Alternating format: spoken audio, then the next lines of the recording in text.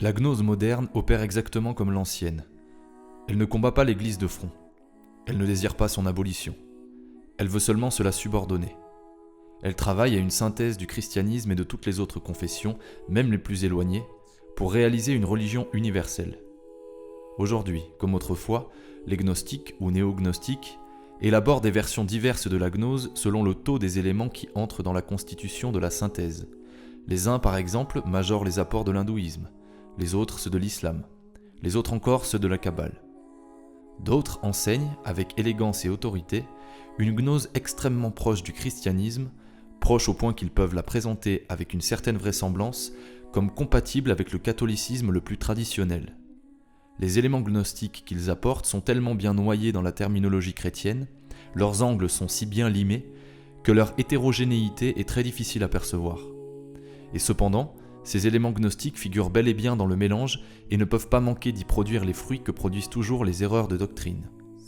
Ces doctrinaires, à moitié chrétiens, à moitié gnostiques, donnent eux-mêmes à leur entreprise le nom d'ésotérisme chrétien.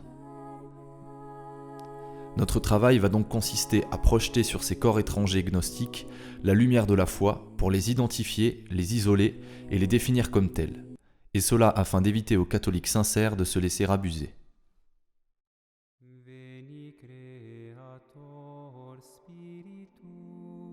La gnose n'est pas définie de la même façon par ses amis et par ses ennemis. Les ésotéro-occultistes lui donnent traditionnellement la double définition de science et de connaissance. La gnose, nous disent-ils, est une science. C'est la science des choses divines. C'est une spéculation de l'intelligence qui associe la théologie et la métaphysique et qui tend à élucider les mystères divins. Le gnostique ne contemple pas les mystères. Il a l'ambition de les éclaircir, de les expliquer. C'est en cela qu'il est savant. Mais alors les explications qu'il donne, dans un pareil domaine, sont celles de la simple raison humaine.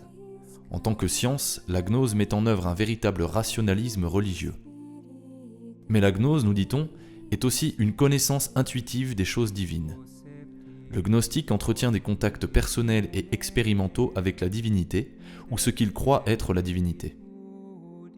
La gnose est donc, en dernière analyse, une mystique. Le gnostique parle comme un homme qui a des révélations. Mais disons tout de suite que c'est une mystique qui ne sait pas discerner les esprits, et, par conséquent, prend des inspirations démoniaques pour des inspirations divines. Pour nous, qui sommes ses ennemis parce que nous constatons le subtil empoisonnement du catholicisme auquel elle se livre, nous voyons cette même gnose sous un autre aspect, et nous la définissons comme la théologie de la religion universelle que les congrégations initiatiques mettent progressivement en place. Plus précisément, pour un chrétien, la gnose apparaît comme un christianisme inversé, dans lequel Lucifer prend la place de notre Seigneur Jésus-Christ. Peut-on espérer extirper totalement la gnose ? Certainement pas. Elle est livrée dans le champ. Personne n'empêchera jamais qu'à chaque génération, un certain nombre d'esprits faux se construisent eux-mêmes leur propre religion à force de lectures hétéroclites et de fréquentations sulfureuses. C'est un phénomène de religiosité qui est inhérent à la nature déchue et qui ne prendra fin qu'avec elle. Pour la génération qui monte, il y a une passionnante aventure à courir. L'aventure de l'orthodoxie catholique. Il faut la faire triompher. Il faut l'expliquer en montrant à la fois sa logique surnaturelle et son majestueux mystère. Aventure passionnante pour deux raisons. D'abord, parce que la bataille sera rude, ce qui est déjà un attrait pour des esprits pugnaces. Et ensuite, parce que la victoire est acquise d'avance du fait de l'incomparable solidité du dogme. C'est le propre de la vérité que de triompher. Ayez confiance, j'ai vaincu le monde, a dit Jésus. Je suis la voie, la vérité et la vie.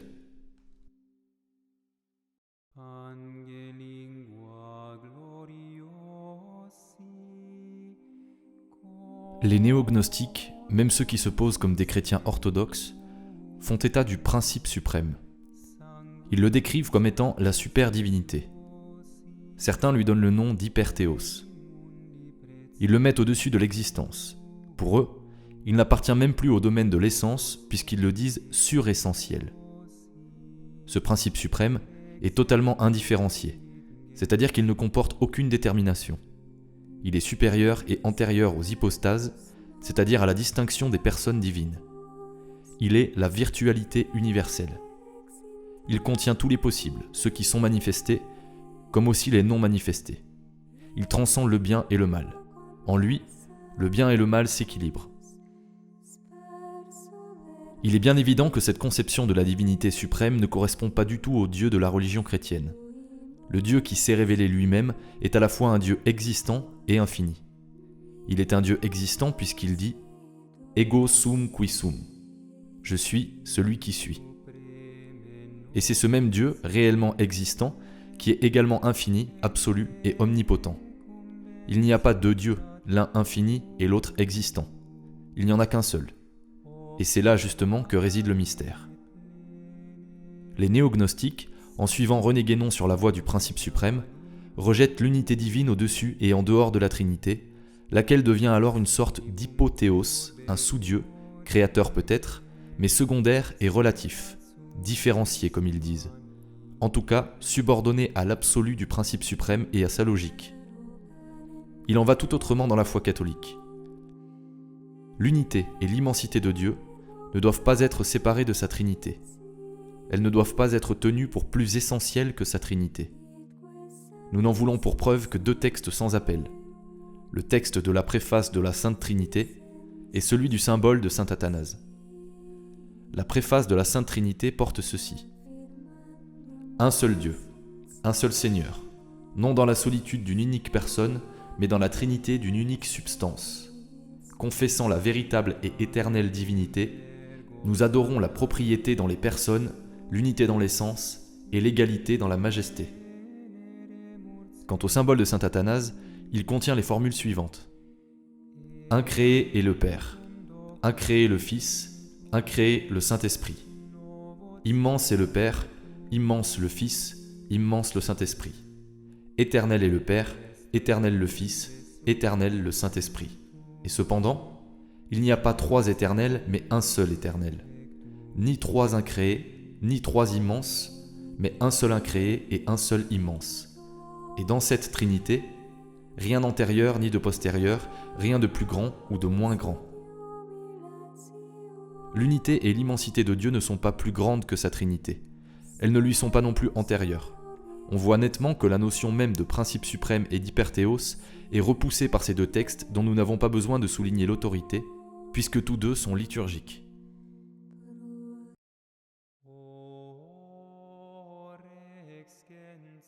Les écrivains ésotériques ne donnent pas à l'univers le nom de création.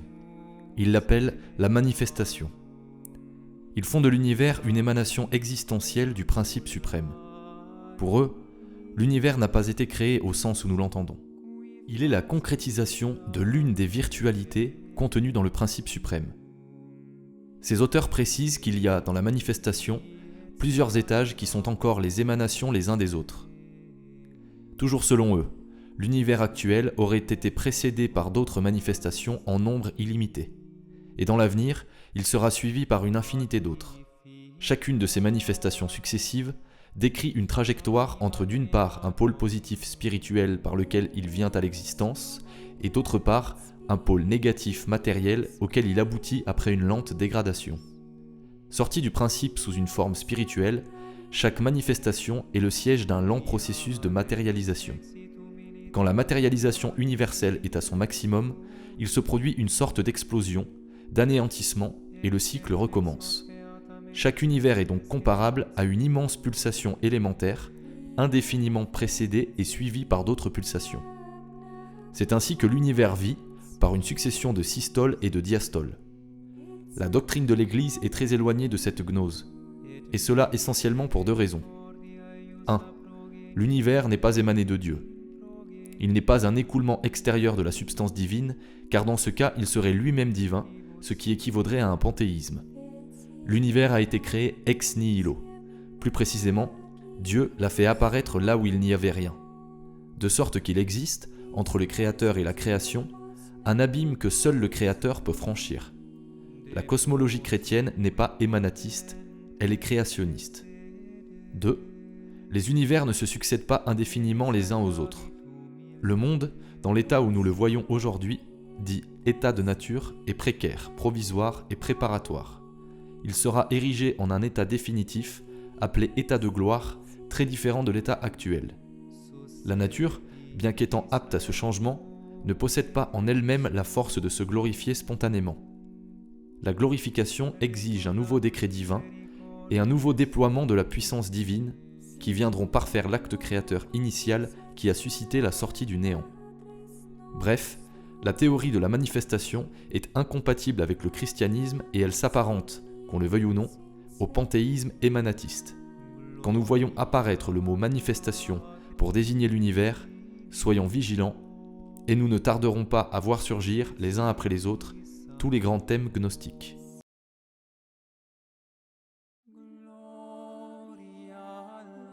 D'après les gnostiques contemporains, la manifestation serait soumise à un rythme cyclique sans fin, réalisant une immense pulsation universelle.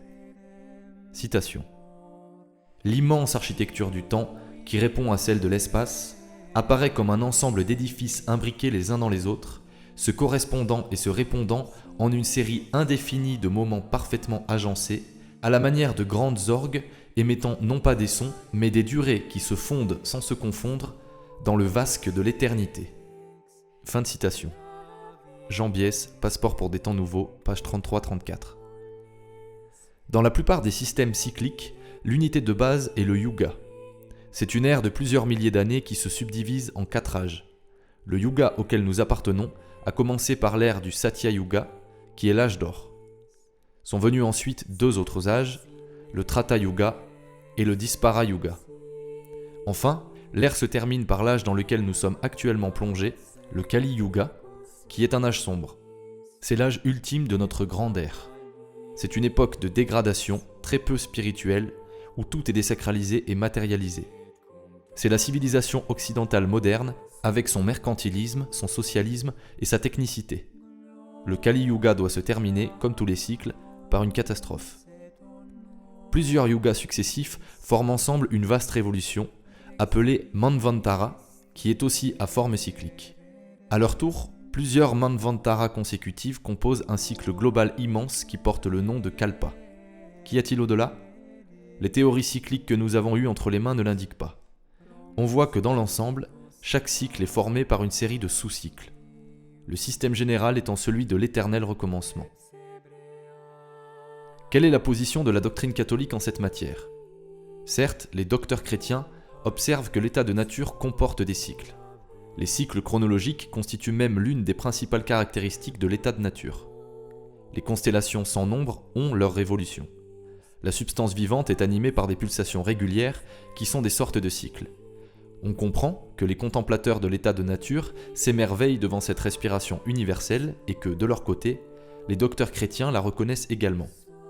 Mais les chrétiens savent que la nature n'est pas faite pour durer toujours, et par conséquent, ils n'attachent pas au cycle naturel une importance absolue. La vie éternelle, que nous enseigne la foi, est un éternel présent qui ne sera donc pas la reconduction indéfinie de la nature et de ses cycles. Le royaume des cieux sera au contraire une stabilisation, un repos et une paix dans la joie. La référence à la théorie des cycles cosmiques est un des symptômes les plus probants d'appartenance à la gnose. Les écrivains, qui appartiennent aux diverses écoles ésotériques modernes, donnent le nom de moi à l'individualité humaine. Le moi est ce par quoi un individu se distingue d'un autre. Le moi, c'est plus spécialement l'homme intérieur dans la relativité de l'existence terrestre. On dit que le moi est différencié. Mais au tréfonds de ce moi différencié, ces écrivains distinguent un élément absolu et indifférencié auquel ils donnent le nom de soi. C'est un germe de nature et d'origine divine, c'est un fragment de la divinité. Le soi est dit indifférencié parce que participant à l'absolu. Au cours de l'existence terrestre, le soi est noyé dans les scories corporelles. L'homme doit passer sa vie terrestre à se spiritualiser afin de libérer le soi essentiel qui, à la mort, rejoindra l'absolu d'où il est sorti et qui constitue sa véritable nature. Le soi indifférencié se dissoudra alors dans l'absolu également indifférencié. Qu'est-ce donc que la délivrance ? C'est précisément ce retour du soi à l'absolu. C'est la libération du soi hors de la prison matérielle. Cette libération se produit après la mort quand l'âme, après avoir parcouru la série des réincarnations, quitte le samsara, la roue des choses et l'éternel recommencement. C'est par la délivrance qu'elle atteint le nirvana, qui est l'immersion dans l'absolu. La délivrance peut aussi être obtenue au cours de la vie, par les grands contemplatifs moyennant un entraînement intensif à la concentration d'esprit. C'est un des effets de l'initiation que de hâter la délivrance. Les hommes, ainsi délivrés, continuent à mener une vie apparemment normale, mais ils se sentent différents et disent qu'ils ont acquis un état supérieur et définitif. La délivrance porte aussi d'autres noms dans les écoles gnostiques. On l'appelle réintégration quand on veut faire remarquer que lors de la délivrance, le soi rejoint le principe suprême dont il était à l'origine une des virtualités. Il réintègre son absolu originel.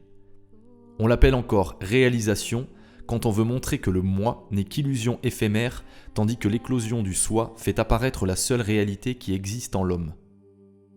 Lorsque dans les développements sur l'homme et sa nature, nous voyons apparaître cette terminologie, le moi, le soi, la délivrance, la réintégration, la réalisation, nous pouvons prévoir à coup sûr qu'il s'agit d'un ouvrage ésotérique.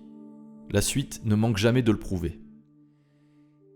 Et maintenant, que dit la saine doctrine dans tout cela ? Il suffit de se reporter au Concile de Trente et à ceux qui l'enseignent sur la justification. Ainsi, le magistère catholique ne nous parle pas de délivrance, mais de justification. L'âme chrétienne est justifiée, c'est-à-dire faite juste par la justice de Dieu, non pas de celle, dit le Concile, par laquelle il est juste lui-même, mais celle par laquelle il nous fait juste. On voit, dans la décision du Concile de Trente, les merveilleuses étapes de cette voie de la justification. Le baptême, la foi, l'espérance, la charité, les sacrements. À quelle sorte de délivrance l'âme gnostique, qui n'a de sauveur qu'elle-même, peut-elle aboutir ? Elle est véritablement dans une totale impuissance et en pleine illusion. Et si elle est sauvée, ce sera en vertu, éventuellement, de son ignorance invincible.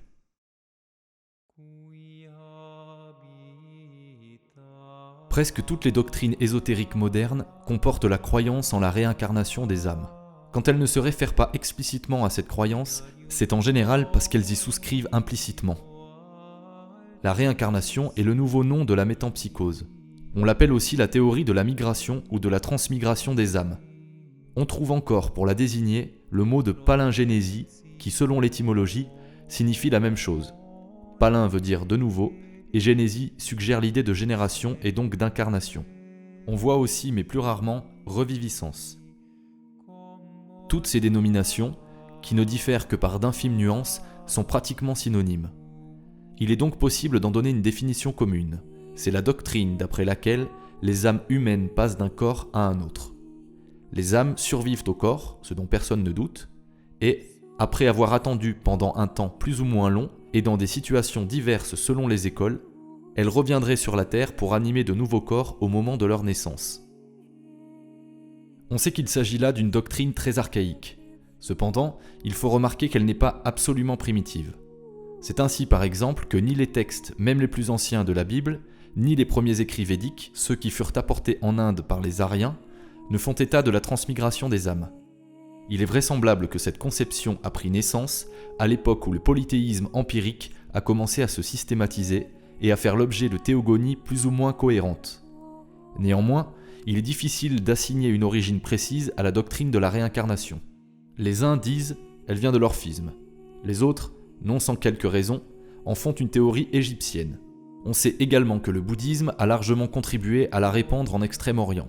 Toujours est-il que son aire de diffusion couvre le monde entier, nonobstant l'hostilité de certains philosophes, comme par exemple Aristote, qui l'a critiqué, et la résistance que lui oppose le christianisme dès le début.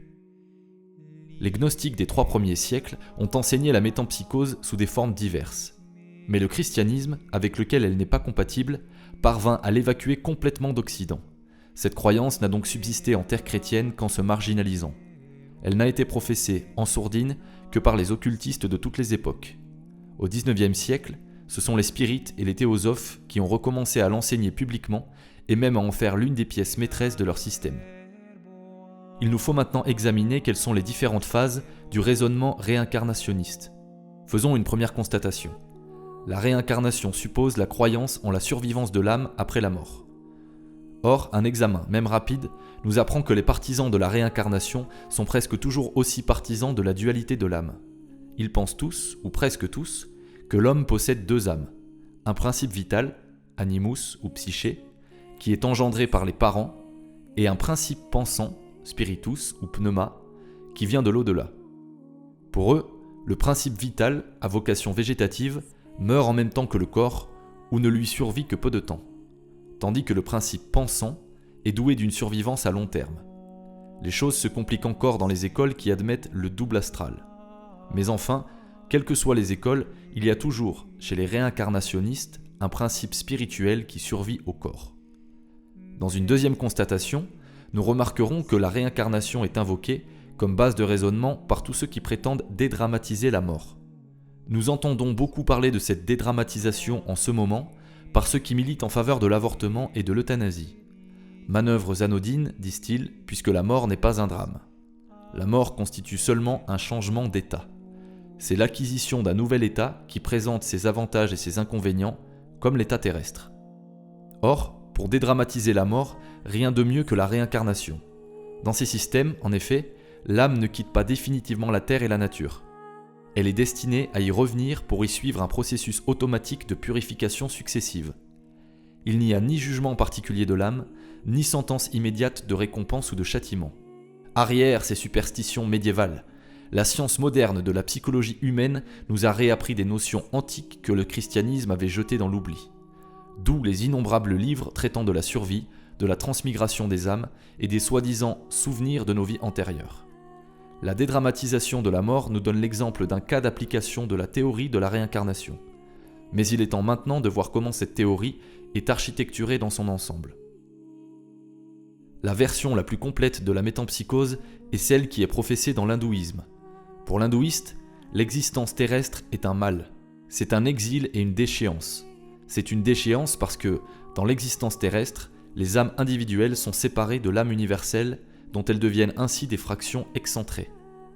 Elles se trouvent temporairement hors de leur voie. Car c'est seulement dans l'âme universelle que se réalise l'être parfait, la totalité de l'essence, l'unité absolue et donc le bonheur ineffable. Les âmes, à l'état individuel, séparées qu'elles sont du centre cosmique, sont entraînées dans le tourbillon extérieur que l'on appelle le samsara et qui constitue l'immense roue cosmique. Et la loi qui incorpore les âmes individuelles à la roue du samsara s'appelle la loi du karma. Selon la loi du karma, toute action opérée par l'homme entraîne des conséquences terrestres à l'infini, comme les cercles qu'un caillou provoque en tombant dans l'eau.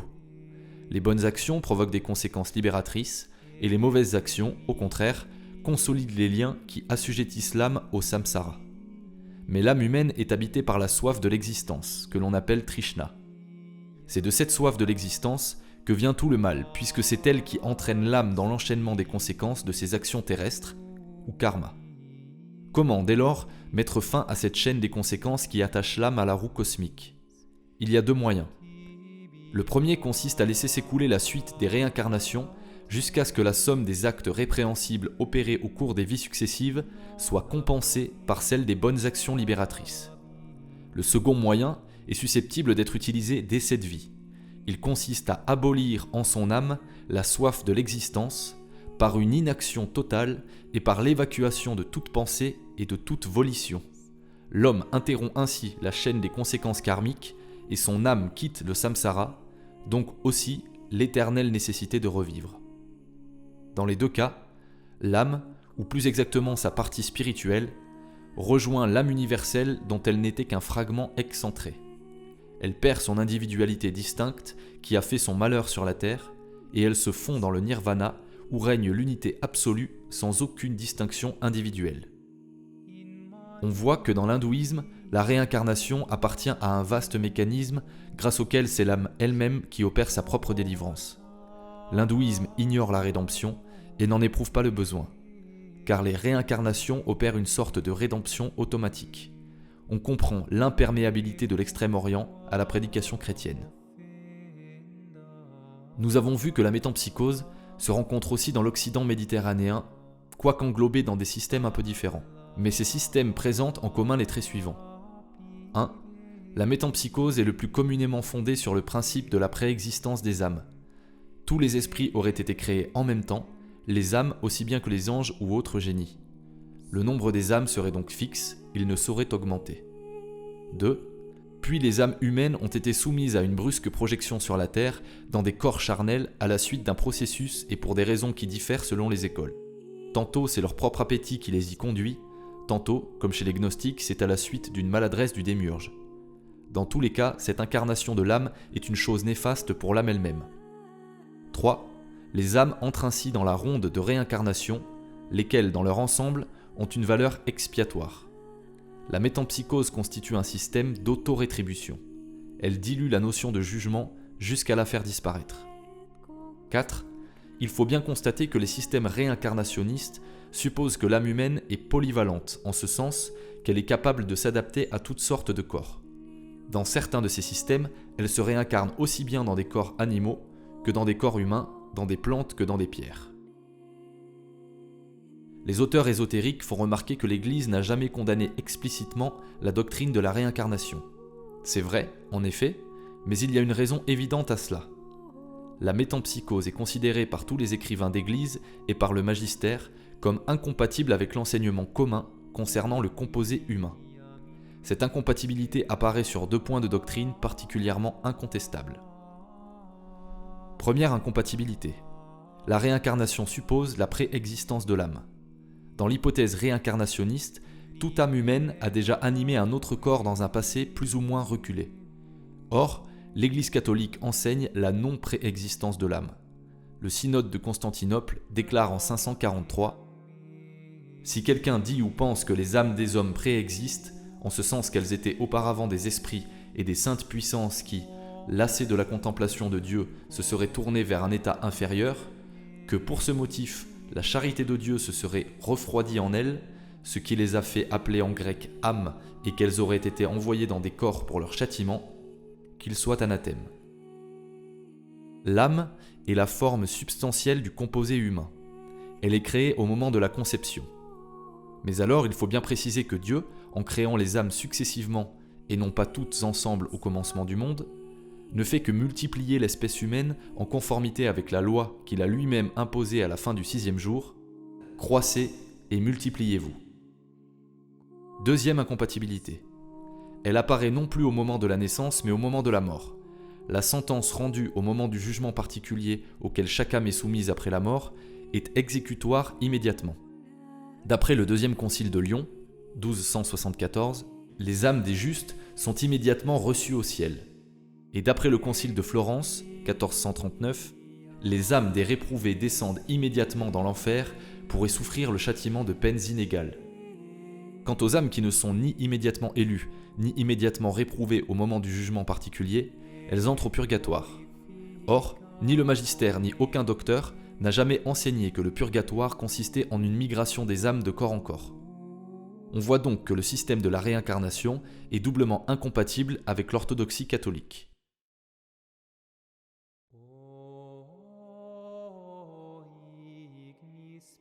Les écrivains des diverses écoles gnostiques font souvent état d'un épisode particulier de la psychologie individuelle qu'ils nomment « illumination ». Celui qui est illuminé perçoit, comme le nom le suggère, une certaine commotion cérébrale accompagnée d'une impression lumineuse plus ou moins intense et plus ou moins subjective.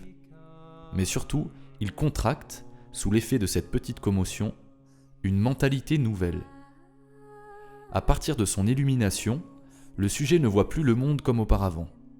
Ce changement d'optique est durable et même, le plus souvent, définitif. Dans certaines écoles gnostiques, on parle de l'acquisition par l'illuminé d'une influence spirituelle. Quelles sont les circonstances de l'illumination ? Elle peut être soit initiatique, soit spontanée. L'illumination est dite initiatique, on s'en doute, quand elle se produit après une cérémonie d'admission dans une société initiatique. Il arrive même qu'elle se produise au cours de la cérémonie elle-même. L'impression lumineuse n'est pas toujours très nette, elle est quelquefois inexistante. Mais le changement de mentalité est presque toujours perçu avec acuité. L'illuminé a l'impression d'être devenu un autre homme. Pour lui, le monde extérieur est éclairé par une autre lumière. L'illumination est dite spontanée quand elle se produit, en dehors de toute affiliation cérémonielle, chez des individus qui se livrent à des méditations intenses ou à une passion intellectuelle prolongée. C'est une sorte de spasme de l'intelligence qui survient après une forte attention ou une forte jubilation d'esprit. Ce phénomène de psychologie humaine était connu des anciens qui lui donnaient le nom de momentum intelligentiae, expression que l'on peut traduire par instant de compréhension où l'on retrouve l'idée de mentalité nouvelle. Quel est l'agent de ce phénomène illuminatif ? On peut désigner deux agents différents.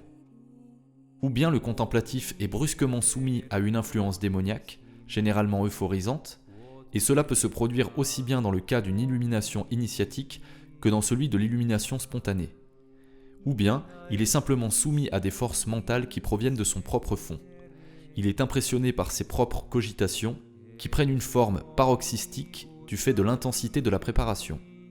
Dans ce cas, on donnera à son illumination le nom d'enstase, pour marquer qu'il y a eu autostimulation et repliement sur soi-même, et pour la distinguer de l'extase, laquelle est un phénomène objectif. Dans l'illumination par enstase, c'est l'esprit qui implose sur lui-même. Interrogeons maintenant les docteurs spirituels du christianisme sur la question de l'illumination et du jugement que l'on doit porter sur elle. Le véritable illuminateur de l'âme, c'est le Verbe incarné. Il est illuminateur parce que c'est lui qui a rendu visible ce qui est invisible.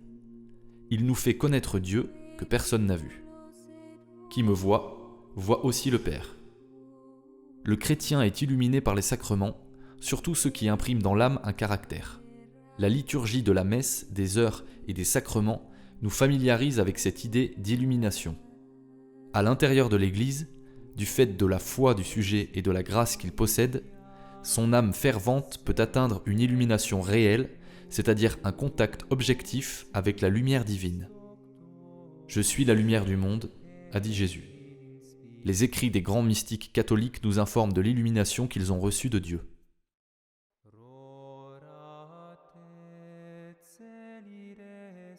Le thème de l'alchimie est très symptomatique de l'appartenance à l'école gnostique moderne. Il existe en principe deux alchimies, l'alchimie opérative et l'alchimie spéculative ou spirituelle. L'alchimie opérative a pour but la transmutation des métaux et plus particulièrement la transformation du vil plomb en or. Cette transformation compliquée, longue et aléatoire est l'une des formes de la magie. Il est indubitable qu'elle met en jeu, en même temps que certaines forces naturelles peu maniables, des forces diaboliques. L'alchimie spéculative vise un objectif spirituel. Il ne s'agit plus de transformer le métal, mais l'homme. C'est une école de vie intérieure qui a pour but de spiritualiser le moi individuel et de l'élever à la hauteur du soi métaphysique.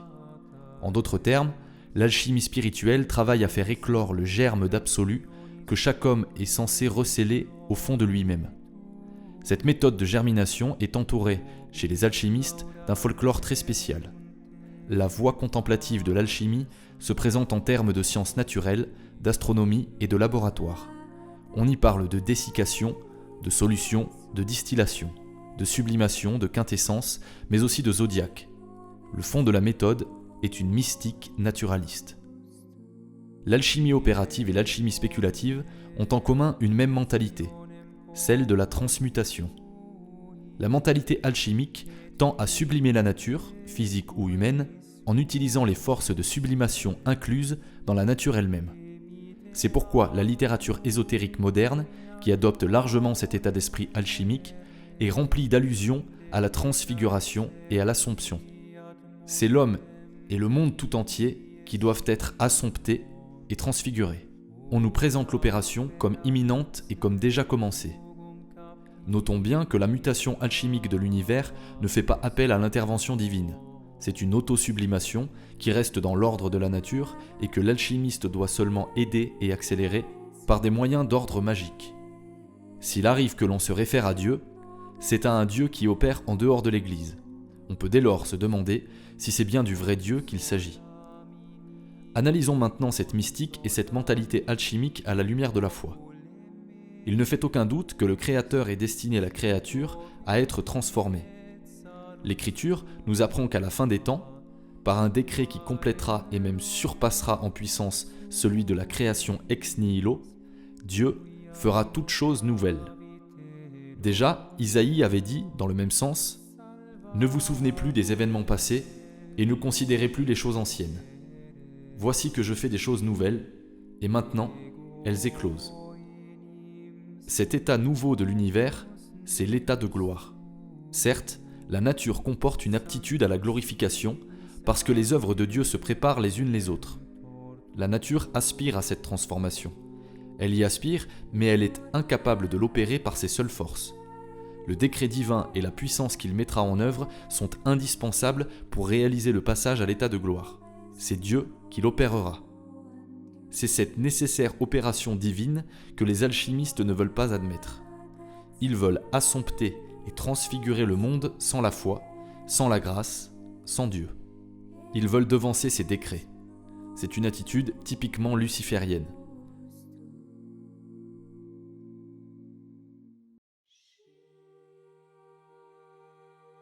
Le thème de l'androgyne est l'un des plus fréquents traités par les auteurs ésotéristes. D'après eux, l'homme, tel qu'il figure à l'état de projet dans la pensée divine avant sa venue à l'existence, serait à la fois homme et femme. L'archétype de l'homme serait androgyne. Cet androgyne archétypal reçoit aussi quelquefois le nom d'homme universe. Dans la littérature gnostique actuelle, les développements sur ce sujet sont très fréquents, très abondants, mais aussi très confus. On arrive à y distinguer 3 types, ou plutôt 3 niveaux d'androgynie. Premier niveau. Il y a d'abord l'androgynie archétypale dont nous venons de parler. L'homme idéal, dans la pensée de Dieu, serait androgyne. Mais alors, pourquoi ne l'est-il pas resté ? Deuxième niveau. On distingue ensuite une androgynie primordiale ou ancestrale. Adam aurait été androgyne avant la création d'Ève. La distinction des sexes daterait de la formation d'Ève. Troisième niveau. Enfin, on nous fait entrevoir aussi une androgynie que nous appellerons eschatologique. Quand interviendra la reconstitution de toute chose, l'homme revêtira de nouveau la forme androgynique, puisqu'elle lui est, paraît-il, essentielle. Ces considérations, présentées d'ailleurs avec plus de lyrisme que de bon sens, sans compter une intarissable volubilité, sont typiques de la littérature gnostique moderne. Mais la notion elle-même est très ancienne. Elle date des premiers temps de la gnose historique. On la retrouve même dans le paganisme antique. Quelle est la doctrine de l'Église sur un tel sujet ? À vrai dire, le magistère ne s'en est jamais beaucoup occupé tellement cette hypothèse est stupide. On peut seulement rappeler un certain nombre de vérités incontestables qui militent contre cette monstruosité. L'homme n'a qu'un seul archétype, c'est le Verbe incarné. Il n'y en a pas d'autre. Il est le premier-né de toute créature. Le Christ est le modèle sur lequel toute l'espèce humaine a été constituée. La Vierge Marie elle-même, qui est la deuxième Ève, a été formée sur le modèle du Christ. Elle est l'aide semblable à lui dont parle l'Écriture. Or, notre Seigneur n'était pas androgyne, étant vrai Dieu et vrai homme. Dans la distinction des sexes, qui est une des grandes lois de la nature vivante, Dieu veut, de toute évidence, nous faire méditer un mystère de dualité. Au 4e jour de la création, nous voyons apparaître simultanément les 2 grands luminaires. Le soleil est la figure de notre Seigneur Jésus-Christ, que l'on appellera le soleil de justice, et la lune est la figure de la Vierge Marie, que l'on appellera le miroir de justice, parce qu'elle reflète la lumière du soleil, n'ayant pas de lumière propre. Il n'a jamais été écrit nulle part que le soleil et la lune proviendraient d'un astre antérieur qui les aurait contenus tous les 2 et qui se serait dédoublé par la suite. Ce que nous voyons d'emblée, ce sont 2 astres dont l'un, plus petit, tire sa lumière de l'autre. C'est ce mystère de dualité, exprimé dans les faits, que nous avons à méditer, sans aller en inventer un autre que ni l'Écriture ni la nature ne nous fournissent. Ni l'Écriture, ni la tradition, ni les pères, sauf quelques exceptions que l'on compte sur les doigts d'une seule main, ni le magistère n'ont jamais parlé d'un être à la fois homme et femme qui aurait constitué l'étape préparatoire à l'humanité. En revanche, on trouve abondamment l'androgyne parmi les divinités païennes, lesquelles sont des entités sataniques selon les psaumes. Tous les dieux des païens sont des démons. Dans le monde du polythéisme, on n'a que l'embarras du choix pour trouver des ancêtres à l'androgyne. Pourquoi Dieu a-t-il recouru à 2 sexes différents pour réaliser la procréation ? Tel est le mystère qu'il nous donne à méditer. On peut lui trouver des commencements d'explication, on ne peut pas l'élucider totalement. Ce qui est certain, c'est que l'androgyne, sous prétexte d'éclairer ce mystère, l'obscurcit singulièrement et crée plus de problèmes qu'il n'en résout. C'est une façon, pour Lucifer, de prendre dans la religion mondiale la place de Jésus-Christ. Car dans cette conception, ce serait le monstre androgynique, c'est-à-dire Satan, qui engendrerait par dédoublement le Christ et sa mère, lesquels auraient donc un ancêtre commun qui ne serait autre que Lucifer.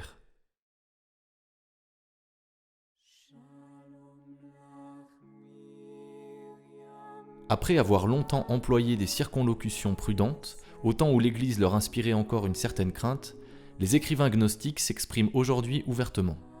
Ils proclament que la gnose n'est pas autre chose que la théologie de la future et prochaine religion universelle. Seulement, la gnose n'est encore qu'une doctrine ésotérique, tout au moins en théorie, c'est-à-dire une doctrine réservée à une élite.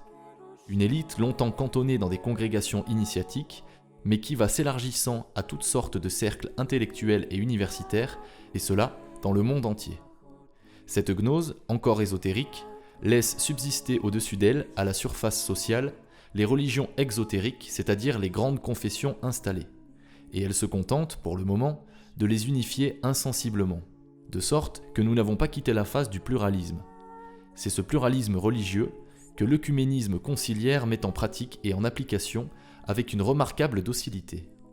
La diversité des religions établies est maintenue tant que la gnose sous-jacente n'aura pas réussi à les unifier substantiellement. Or, elle résiste à cette uniformisation parce que leur clergé, c'est bien naturel, tient à son rôle dirigeant.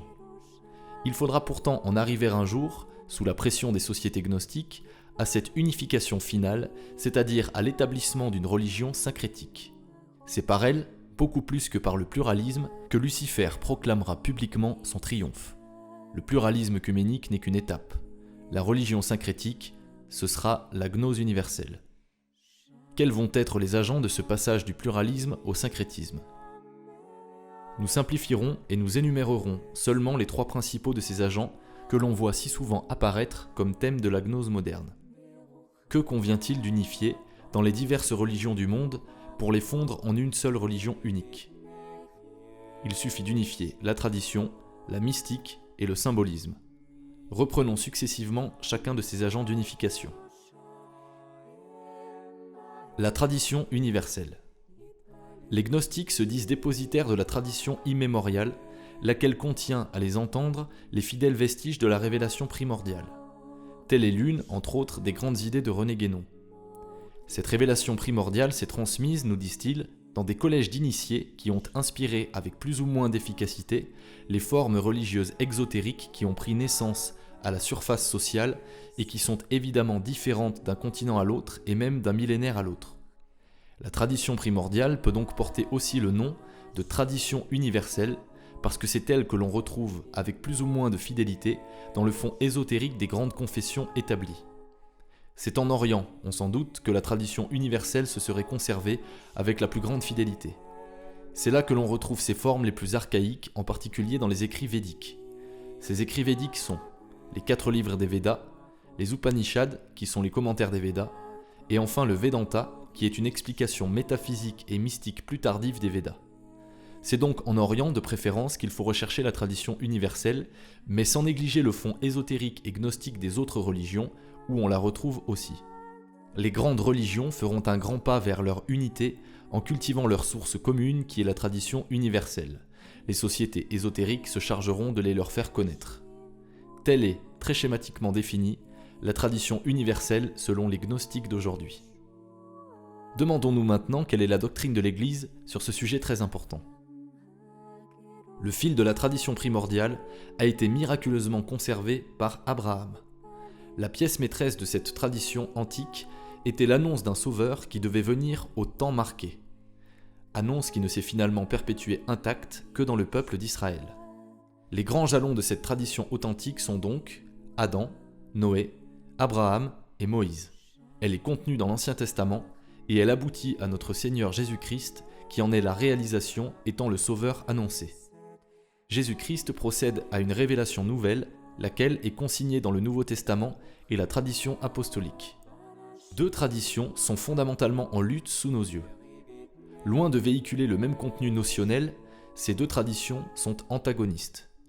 L'une transmet sans dissimulation la religion du vrai Dieu, C'est la tradition apostolique dans laquelle la tradition primordiale authentique est incluse tout entière. L'autre, appelée par les néognostiques la tradition primordiale, transmet, sous un travestissement de lumière, la religion ténébreuse de celui qui veut prendre la place de Dieu. La mystique universelle. Pour procéder à l'unification des religions, les hommes de la gnose cherchent aussi à uniformiser leur mystique, c'est-à-dire leur méthode contemplative. Voici comment ils s'y prennent. Ils constatent d'abord, ce qui est parfaitement exact, que l'homme est naturellement doué de facultés contemplatives et que ces facultés, on les retrouve à l'œuvre avec une grande uniformité. L'appareil mystique de l'homme est le même quelle que soit la religion. Les gnostiques partent donc d'une constatation exacte. Nous allons voir comment ils bifurquent aussitôt après. De cette uniformité de l'appareil mystique, ils concluent que le contenu notionnel que l'on peut en retirer est également uniforme. Expliquons-nous. Pour eux, dès lors que l'âme s'épanouit en direction du monde des esprits, elle ne peut que capter des messages divins. Dès lors qu'il y a exercice de la faculté mystique, c'est-à-dire de la faculté de commerce avec le monde spirituel, il est inutile de se demander avec quelles entités l'âme se trouve effectivement en rapport. Ce ne peut être qu'avec le monde divin. La gnose, la moderne comme l'ancienne, en conclut que toutes les religions sont entretenues par la contemplation divine. Tout mystique ne peut avoir qu'un inspirateur, c'est Dieu. Dès lors, les gnostiques s'adresseront aux chrétiens en leur disant « Vous prétendez que vos mystiques communiquent avec Dieu.